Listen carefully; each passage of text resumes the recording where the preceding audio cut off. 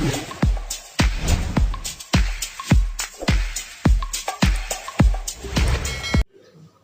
दोस्तों, स्वागत है आपका हमारे YouTube चैनल पॉलिटेक्निक मंत्रा में।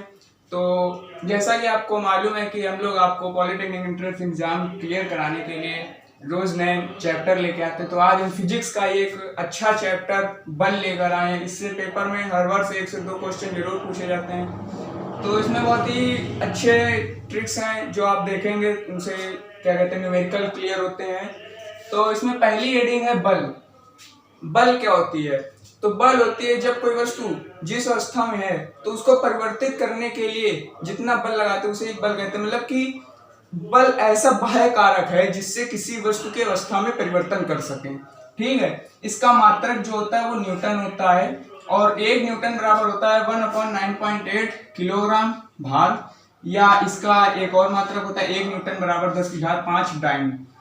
तो और अगली हेडिंग है न्यूटन के गति संबंधी नियम, जिसमें पहली हेडिंग आती है प्रथम नियम।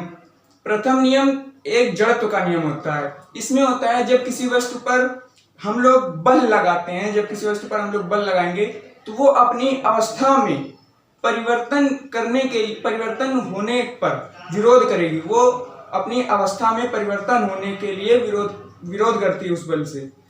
मतलब आप समझिए, अगर कोई वस्तु स्थित है, हम लोग उस पर जब बल लगाएंगे तो वो उसमें उसका बल का विरोध करेगी।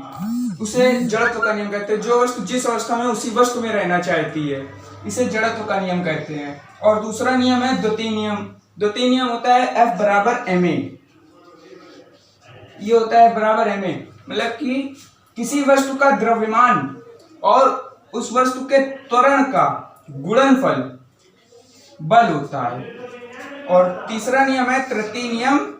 ये होता है क्रिया प्रतिक्रिया नियम। मतलब कि आप जिस वस्तु पर जितना बल आरोपित करते हैं वह वस्तु उसी दिशा में उतना ही विपरीत बल उसी वस्तु मतलब कि आपने जिस वस्तु पर बल आरोपित किया वह वस्तु भी उतना ही बल उस वस्तु पर आरोपित करेगी। आप 2 बॉल लेकर जब एक दूसरे को आपस में टकराएंगे तो जितना वह उस पर आरोपित करेगी उतना ही वह इस पर भी आरोपित। तीसरा आइए संवेग। ये हेडिंग है। संवेग क्या होता है? P बराबर mv। जब कोई वस्तु v वेग से गतिमान हो और m द्रव्यमान हो तो उसे संवेग कहेंगे, P संवेग कहते हैं। और इन दोनों गुणनफल संवेग कहलाता है। संवेग सदिश राशि होती है। इसकी दिशा जो होती है वो वेग की दिशा के अनुदिश होती है। जिस दिशा में वेग होगा उसी दिशा में संवेग होगा। और इसका जो मात्रक होता है, तो संवेग का मात्रक होता है किलोग्राम मीटर पर सेकेंड। ठीक है दोस्तों, अब आ जाइए अगली हेडिंग, बल तथा संवेग परिवर्तन में संबंध। तो इसमें एक संबंध होता है F बराबर डेल्टा P अपॉन में डेल्टा T। ये इसका संबंध होता है। इससे पेपर में क्वेश्चन भी आते हैं। इसका होता है संवेग परिवर्तन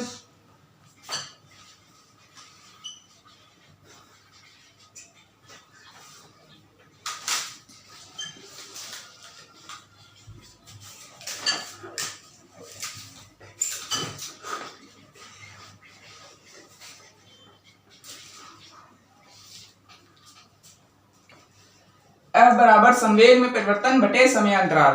ठीक है, ये इसमें ज्यादा कोई हेडिंग, इसमें कोई ज्यादा थ्योरी नहीं होती। इसका केवल एक फार्मूला होता है, इसको याद रखना पड़ता है क्योंकि पेपर में इससे सवाल आते हैं। इसमें कोई ज्यादा ऐसी थ्योरी नहीं, बस याद रखना है संवेग में परिवर्तन बटे समयांतराल। जितना समयांतराल हो जितना संवेग में परिवर्तन हो वही बल होता है। तो इसका इस तरह से भी लिख सकते हैं, बल बराबर संवेग परिवर्तन की दर। F बराबर बल बराबर संवेग परिवर्तन की दर। एक ये भी फार्मूला बन सकता है।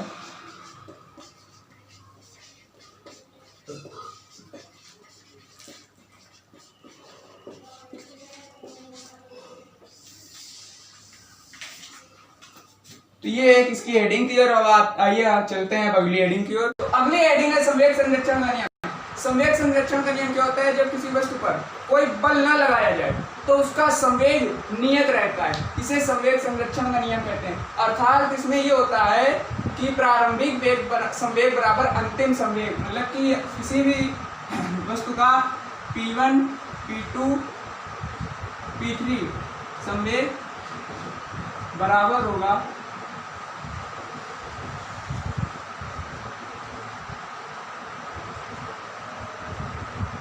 प्रारंभिक संवेग बराबर अंतिम संवेग होता है। ये संवेग संरक्षण का नियम। तो अगली हेडिंग है गुरुत्वीय बल का भार। गुरुत्वीय बल क्या होता है? जब किसी भी वस्तु को पृथ्वी अपनी ओर जिस बल से आकर्षित करती है तो उस पर गुरुत्वीय बल लगता है, इसे गुरुत्वीय बल कहते हैं। भार क्या होता है? जब वस्तु को जिस बल से गुरुत्वीय बल से आकर्षित करती है पृथ्वी, तो वही वस्तु का गुरुत्वीय बल ही उसका भार होता है। इसका फार्मूला होता है F बराबर वस्तु का द्रव्यमान m होता है इंटू में g। अब अगली हेडिंग आ जाए लिफ्ट में वस्तु का भार। मोस्ट इंपॉर्टेंट हेडिंग होती है ये, वस्तु का भार, वो भी लिफ्ट में। अगर लिफ्ट एक समान वेग से ऊपर या नीचे गतिमान है तो उसमें जो भी उसका भार होगा वो प्रारंभिक भार के बराबर होगा, ठीक है। और जब वस्तु एक त्वरण से ऊपर की ओर गतिमान होगी तो जो वस्तु का भार होगा वो कम प्रतीत हो, ज्यादा प्रतीत होगा, और जब वस्तु एक त्वरण से नीचे की ओर गतिमान हो तो हल्का प्रतीत होगा, ठीक है। जब वस्तु ए त्वरण से ऊपर की ओर अगर गतिमान होगी तो वस्तु का भार अधिक प्रतीत होगा, और जब नीचे की ओर गतिमान होगी ए त्वरण से तो कम प्रतीत होगा प्रारंभिक से। और जब लिफ्ट जी त्वरण से नीचे की ओर गिरेगी, जी त्वरण से, यानी कि लिफ्ट की डोरी टूट जाए तो वो जी त्वरण से नीचे की ओर गिरेगी तो उस समय उस वस्तु का भार 0 प्रतीत होगा। और अगर लिफ्ट जी त्वरण से अधिक के त्वरण से नीचे गिरेगी तो जो भी वस्तु होगी वो लिफ्ट की छत से चिपक जाएगी, ठीक है। तो ये इसमें हेडिंग थी, ये आप लोग याद रखिएगा जो भी मैंने बताया था। अब आ जाइए आवेग तथा संवेग में परिवर्तन में संबंध। बहुत ही सिंपल सा संबंध होता है, आवेग बराबर संवेग परिवर्तन। सिर्फ इतना याद रखना, आवेग बराबर संवेग परिवर्तन।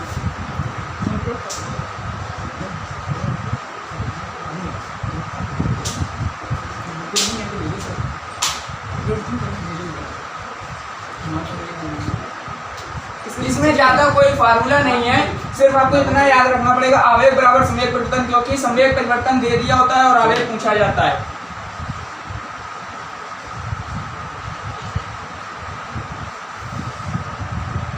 तो अब आइए चलते हैं अगली हेडिंग की ओर।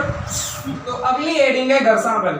घर्षण बल क्या होता है? जब कोई पिंड किसी सतह पर गति करता है तो उसके संपर्क सतह पर एक बल आरोपित होता है, उसे ही घर्षण बल कहते हैं, जो कि उसकी गति का विरोध करता है। तभी आप लोग जब किसी बॉल को धक्का देंगे तो थोड़ी दूर चलने के बाद रुक जाती है, अगर घर्षण बल शून्य हो जाएगा तो वो चलती ही रहेगी।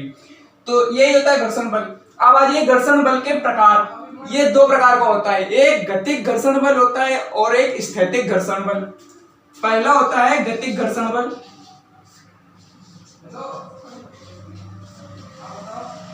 और दूसरा होता है स्थैतिक घर्षण बल।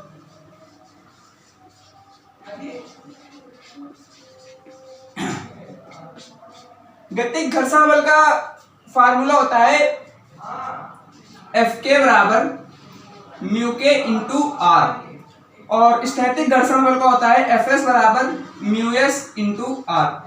ये जो म्यू होता है ये घर्षण गुणांक होता है। गतिक, ये आपको दिया हुआ होगा गतिक घर्षण के लिए, स्थैतिक घर्षण के लिए, ये आपको क्वेश्चन में दिया हुआ होता है। आर अविलंब प्रतिक्रिया बल होता है, ये भी आपको दिया हुआ होता है। सिर्फ आपको वैल्यू रखकर गुणा करके इसका मान निकाल लेना होता है।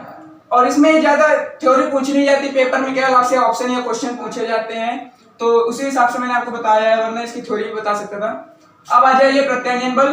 प्रत्यानयन बल क्या होता है? जब कोई दोलन करती हुई वस्तु अपने साम्यावस्था से जितनी दूर विस्थापित होती है और साम्यावस्था पर फिर जब वो अपने आप को लाने का प्रयत्न करती है, उसे ही प्रत्यानयन बल कहते हैं। जैसे कि आप किसी स्प्रिंग को खींचकर आप उसकी साम्यावस्था से उसको विस्थापित कर देंगे तो वो अपने आप को पुनः उसी अवस्था में लाने के लिए जो प्रयास करती है, जो बल लगाती है, उसे ही प्रत्यानयन बल कहते हैं। इसका फार्मूला होता है F बराबर K इंटू डी, ठीक है, K इंटू डी। डी क्या होता है? जो उसकी विस्थापित दूरी होती है, डी होता है विस्थापित दूरी,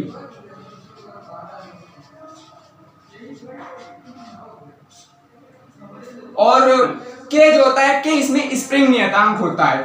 K के जो होता है इसमें स्प्रिंग नियतांक होता है, ये होता है प्रत्यानयन बल। अब आ जाइए द्रव्यमान तथा भार में अंतर। ये भी बहुत ही अच्छी हेडिंग होती है, लोगों को द्रव्यमान तथा भार में अंतर मालूम नहीं होता है। द्रव्यमान क्या होता है? द्रव्यमान में मैंने आपको बताया था कि द्रव्यमान नहीं, भार बताया था आपको, गुरुत्वीय बल और भार बताया था। द्रव्यमान में ये होता है कि जब किसी भी वस्तु या पिंड का पूरे परिमाण ही उसका द्रव्यमान होता है, और यह किसी भी जगह पर इसको ले जाएंगे तो किसी भी वस्तु का द्रव्यमान नहीं बदलता है। जबकि भार क्या होता है? भार होता है गुरुत्वीय बल, और गुरुत्वीय बल को मैंने बताया था कि वो अब एक गुरुत्वीय त्वरण उसको गुरुत्वीय बल से आकर्षित करती है पिंड को, तो वही गुरुत्वीय बल होता है। और गुरुत्वीय त्वरण जो होता है वो हर जगह बदलता है, F बराबर mg से मैंने बताया था। तो वो जो गुरुत्वीय त्वरण हर जगह बदलता है, जिसकी वजह से भार भी बदलता रहता है, परंतु द्रव्यमान आपका नहीं बदलता। वो एक परिमाण, जो संपूर्ण परिमाण होता है उसका वही जो होता है द्रव्यमान होता है, संपूर्ण परिमाण है किसी पिंड का।